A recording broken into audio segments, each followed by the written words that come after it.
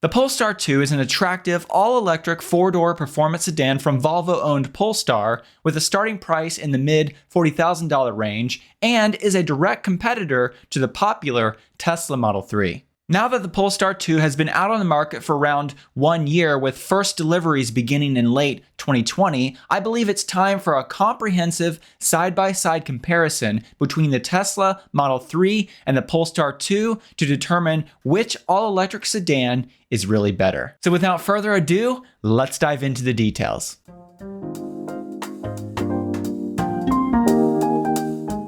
In the North American market, the Polestar 2 is available in two different variants, the long-range front-wheel drive or the long-range all-wheel drive variant, and has a starting price just under $46,000 US. On the other hand, in North America, the Tesla Model 3 is available in three different variants, the Standard Range Plus rear-wheel drive, the long-range all-wheel drive, and also the Performance all-wheel drive variants. On the surface, it appears like the Tesla Model 3 and the Polestar 2 have very similar pricing. However, we need to consider quite a bit of factors when it comes to the true purchase price, like delivery fees. We need to make sure that these vehicles are configured with similar features. We also need to talk about the federal tax credit, which the Polestar 2 is eligible for. In general, when it comes to standard included features, the Tesla Model 3 offers a lot more. For instance, to get the same kind of features that you get with the free standard basic autopilot package that comes with every Tesla Model 3, you need to upgrade to the Pilot package, which adds an additional $3,200 to the Polestar 2 pricing. In addition, if you want a heat pump, which comes standard on the Tesla Model 3, a fixed panoramic sunroof, full power seats, and also heated rear seats and a heated steering wheel, then you need to add the Plus package, which adds another additional $4,000 to the purchase price. So when you configure the long-range all-wheel drive Polestar 2 with a very similar equipment package to the Tesla Model 3 long-range all-wheel drive variant, you can see that it changes the price comparison quite a bit. However, do note that as of this recording, the Polestar 2 is still eligible for the full $7,500 US tax credit. So for those who qualify for the full tax credit, this brings the net purchase price just slightly below the Tesla Model 3 price. When we do that same comparison for the Standard Range Plus Model 3 versus the long-range front-wheel drive Polestar 2, we once again need to add the Pilot package and also the Plus package. However, do note that the Standard Range Plus Model 3 does not have the upgraded sound system that the long range and performance versions do, and the Standard Range Plus Model 3 does not come standard with a heated rear seat nor a heated steering wheel. Nonetheless, to get the other features that I've put in green boxes there, we do need to add this $4,000 package because those are significant features. So with those packages added to the base pricing of the Polestar 2, and with applicable delivery fees added to both vehicles, for those who are eligible for the full US federal tax credit, that makes the net price of the Polestar 2 just a bit more than the Tesla Model 3 Standard Range Plus. So now that I've talked about base pricing, available models, and actual purchase price examples, let's now dive into some of the exterior style differences between these vehicles. The Polestar 2 is a traditional-looking, fairly attractive sedan that has obvious Volvo design cues, and it is far more squared off and boxy as compared to the curvy Tesla Model 3. The front end of the Polestar 2 features a traditional-looking front grille design that looks like what you would expect on a traditional gas-burning car. And unlike the Tesla Model 3 that features recessed door handles, the Polestar 2 has larger, conventional-looking handles that are not flush with the vehicle exterior. I understand that some people don't really like the Tesla Model 3 door handles. However, I do believe, nonetheless, you get used to them and they provide a much better look, in my opinion. The side profile of the Polestar 2 is not especially exciting, but I do really like the rear taillight design with its sweeping light bar. Overall, while I personally prefer the exterior design of the Tesla Model 3, the Polestar 2 is a lot more attractive than many other sedans on the road, and I know a lot of people will like it.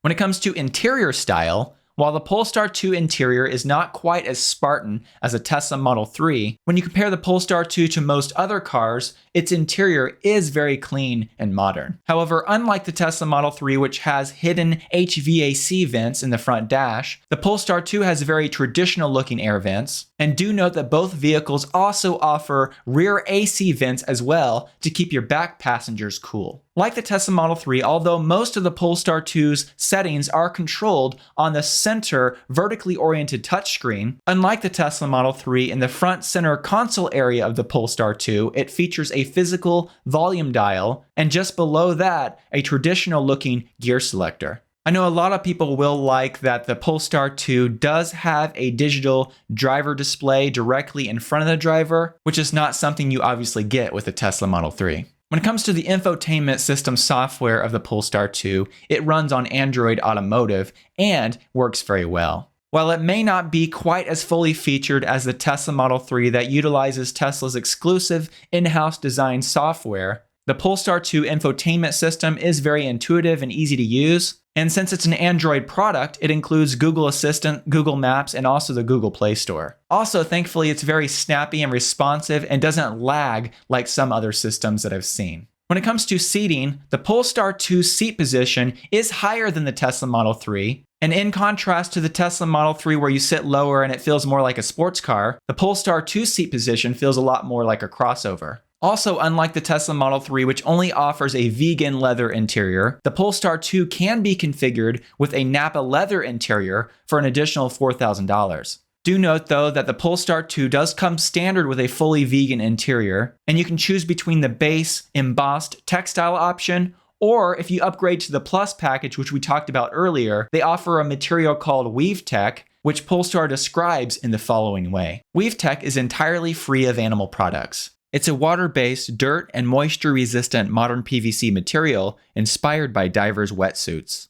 Overall, once again, I do prefer the interior style and the exclusive Tesla software features that you get with a Model 3. However, I do understand that some may not prefer such a Spartan design, so the Polestar 2 interior does offer a nice alternative for those buyers. Moving on, I think it's really important that we now talk about range and talk about how these vehicles compare when it comes to the EPA rated range, the WLTP range, and also some real world estimates for these vehicles.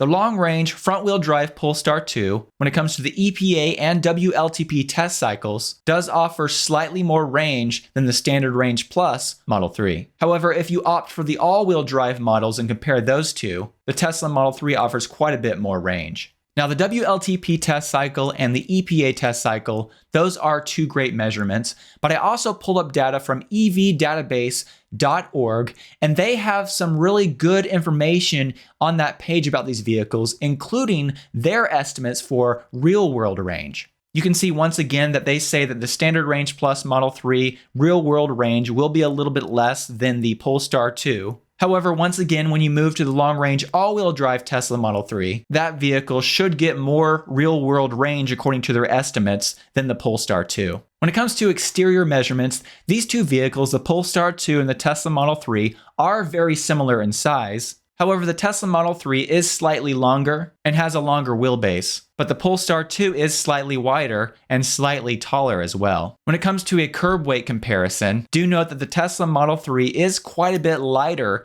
than the Polestar 2, and we'll talk about the significance of this in just a minute when we talk about track performance. When it comes to the important interior dimension differences, you can see that in the front seat, the Polestar 2 actually offers slightly more interior headroom. However, in the rear seat, the Tesla Model 3 offers just slightly more headroom. Also, when it comes to legroom, the Tesla Model 3 offers slightly more legroom in both the front and rear seats. However, in practical use, when you get in each one of these vehicles, it's really hard to tell the difference from what I can see between the Tesla Model 3 and the Polestar 2. So all in all, although there are some slight differences in the interior dimensions, they're very similar when it comes to passenger room.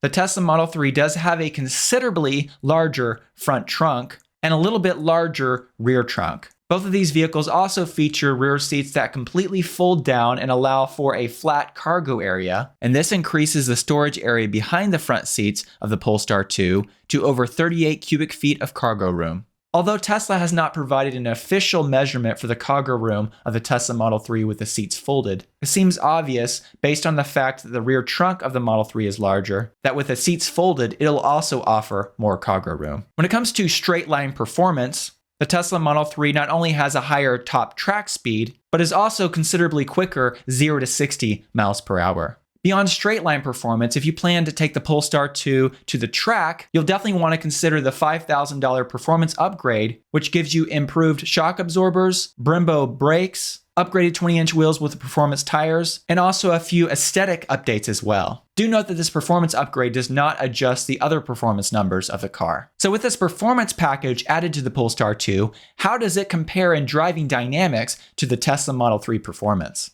The performance Tesla Model 3 steering is sportier and more responsive than the Polestar 2 when it comes to dynamic driving. In addition, as we've already mentioned, the performance Tesla Model 3 is quicker, and since it's around 600 pounds lighter than the Polestar 2, this definitely gives the Tesla Model 3 some advantages at the track. However, as I mentioned, included with the Polestar 2 performance package are upgraded Öhlins shock absorbers, and from what I have observed, this upgraded suspension does make the Polestar 2 handle around corners very well despite the heavy weight of the car. The Brembo front brake calipers are also a very nice upgrade that will come in handy at the track. Also, when it comes to track performance, I think it's really important that we mention the fact that Tesla offers what they call track mode on the performance Tesla Model 3, which allows you to customize various settings like handling balance, stability control, and also the regen settings. The software also includes real-time status monitoring, providing what Tesla describes as a detailed look at vehicle and subsystem temperatures on the Tesla Model 3's touchscreen. And the system also displays lap times and offers video logging and telemetry data that can be downloaded. So overall, despite the added weight of the Polestar 2, because of the upgraded shock absorbers and also the improved brakes, I do expect the Polestar 2 to do well at the track. However, since the Tesla Model 3 is lighter, and since it's a little quicker and we have track mode that it can adjust different settings of the car, I do see the Model 3 performance being a better performer on the track. When it comes to the highway assistance features that are built into each of these vehicles, the Tesla Model 3 comes standard with what they call autopilot, and with the Polestar 2, you can upgrade to what they call pilot assist. Both Tesla's and Polestar systems are classified as Level 2 driver's assistance systems, meaning that the driver is still in full control of the vehicle and must stay alert and be ready to take over at any time. Both of these systems combine adaptive cruise control and lane support to assist during highway driving. However, it is important to know that beyond the basic functionality of autopilot for the Tesla Model 3, you can upgrade to the full self-driving package by either paying a one-time amount right now of $10,000 or if you subscribe for $200 a month. And this adds a feature called Navigate on Autopilot, which allows your Tesla Model 3 to make navigation and traffic-related automatic lane changes on the highway. And Tesla also mentions that with a future software update, this upgrade will eventually include auto steer on city streets. So while Polestar 2's Pilot Assist software may be very similar to Tesla's Autopilot software, if you pay the extra money and upgrade to Tesla's FSD package, you get more features that are not available for the Polestar 2. Another important comparison that we need to make is charging speed. According to evdatabase.org, in either variant, the Tesla Model 3 is able to charge a decent amount quicker from a 10% to an 80% state of charge. And thus, when you factor in how many actual miles are being added per minute of charging using the EPA rated range of each of these vehicles, you can see in practical real-world situations, the Tesla Model 3 does indeed charge quicker than the Polestar 2. Also, you can't mention charging without talking about Tesla's supercharging network. While Tesla has talked about the fact that they're going to open it up to other EVs in the future, as of yet they have not done that, and it still remains a very exclusive and beneficial perk for the Tesla Model 3, and you have access to a lot more charging stations with the Tesla Model 3 than you do with the Polestar 2. When it comes to the limited warranties included with each of these vehicles, both the Polestar 2 and the Tesla Model 3 have very similar warranties.